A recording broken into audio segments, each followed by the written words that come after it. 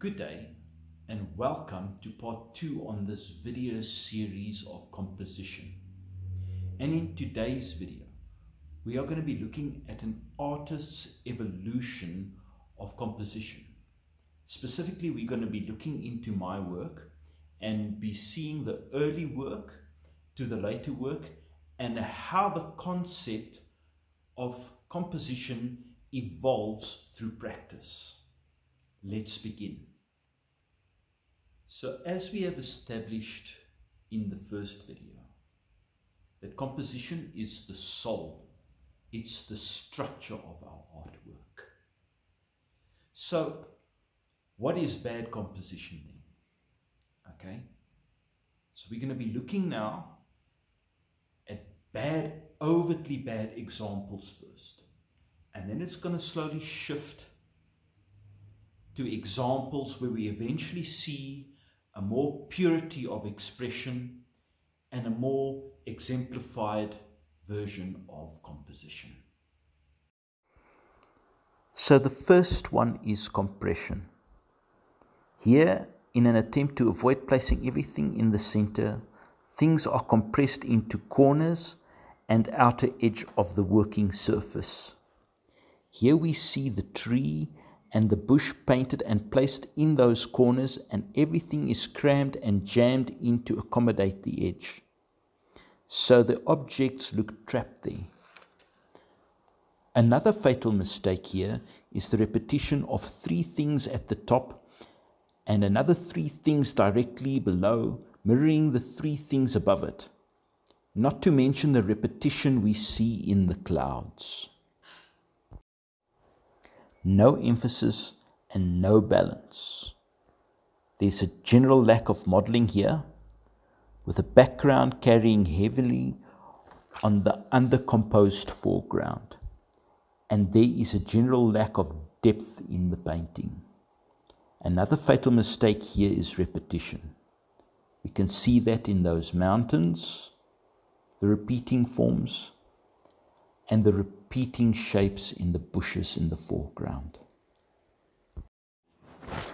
A complete disconnection and lack of design.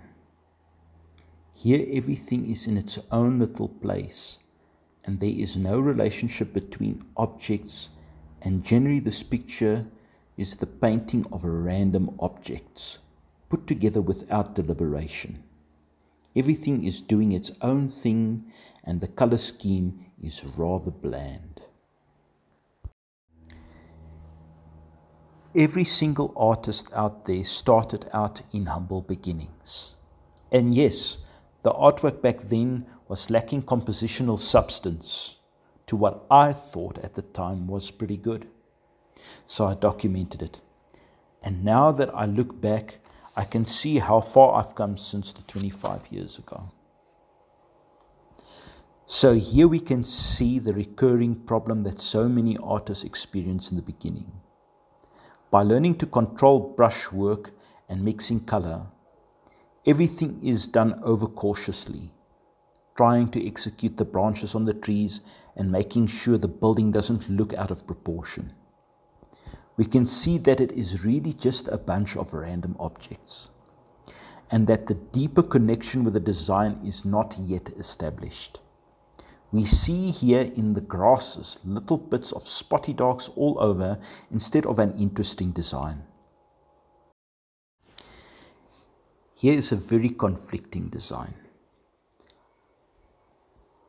Our eyes move rapidly to the right where the wall is, and we almost remain trapped there.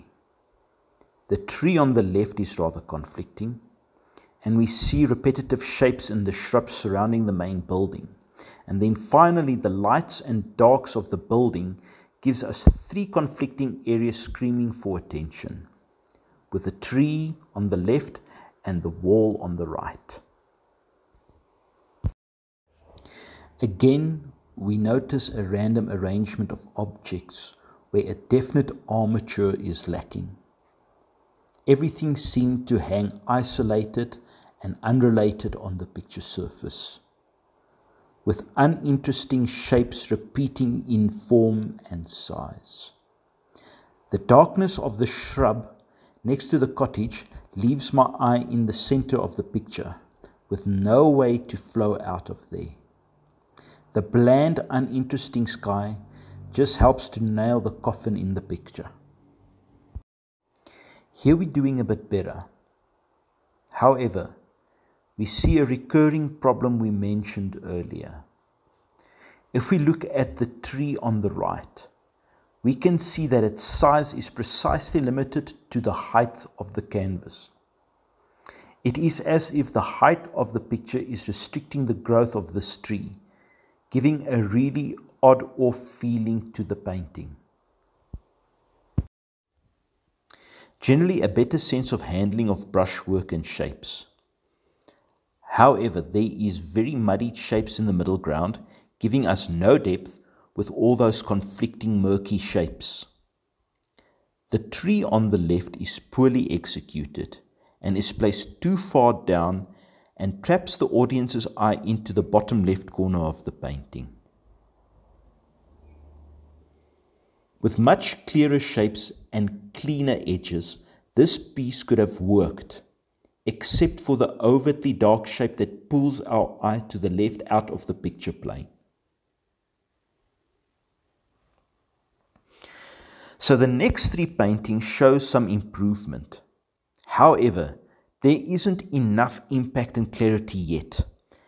As an artist, I was still too busy pottering in the details at the time, when I could have spent more time creating a clearer design. The last painting shows more of a breakthrough, with a clearer L-shaped composition. In later years, I did a second version of this painting, showing more deliberation in my composition. So here we can finally begin to see clearer and cohesive ideas.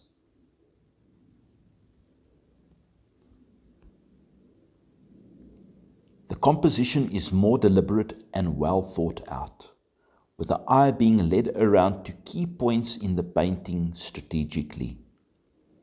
The eye of the viewer is invited to look at those clouds where the silver lining contrasts, then being led back into the picture by the sloping contrasting line of the hills, inviting us to look at the trees in the distance.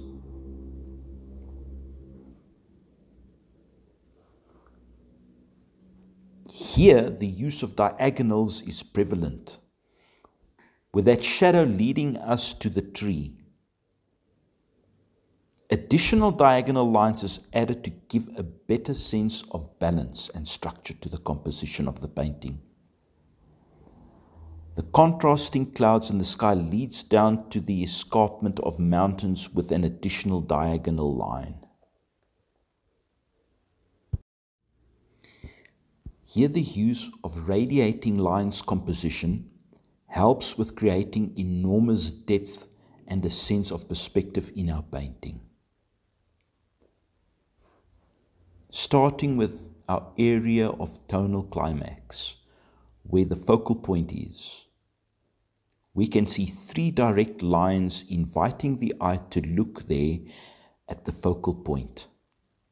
An additional swoop towards the mountains from that cloud gives us another entry point from which to admire. The mountain has a strong line bringing us towards the focal point again. And there are two extra lines which converge towards the focal point. Here, a lot of triangulation is present to give the painting structure. First, the telephone poles invites us to look at those aloes, roads and bushes, which is framed by the bushes leading our eye back to the aloe on the left. An additional line from the mountains also helps the eye into the picture towards the aloes. And here we can see how there is a triangular armature between the mountain and the two aloes, creating 3 points of interest, with the aloe on the left being the main focal point of interest. The contrast between the grasses and the shrubs also underlines the triangular structure present throughout this painting.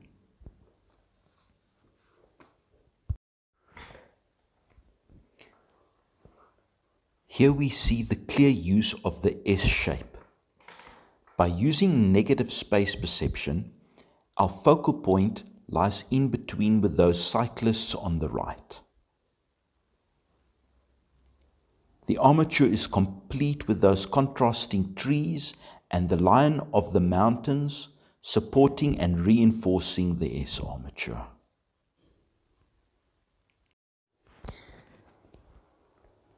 We see that the beginner, in grappling with the canvas, paint, techniques and composition, struggles to take advantage of all these factors all at once. But with practice, careful study and confidence, start bringing forth a clearer motive and eliminates all the fluff and accessories that hinder the overall outcome of the artwork.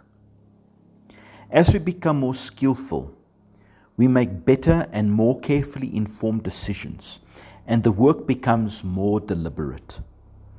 This is a process ever evolving, as our compositional sense becomes more accurate over time. This is seldom an overnight process, and with each subsequent painting, the odds of your success become greater. Thank you for watching till the end. Until next time, have a great day. Don't forget to like, subscribe, and leave a comment to let me know that if this was educational for you. Thank you.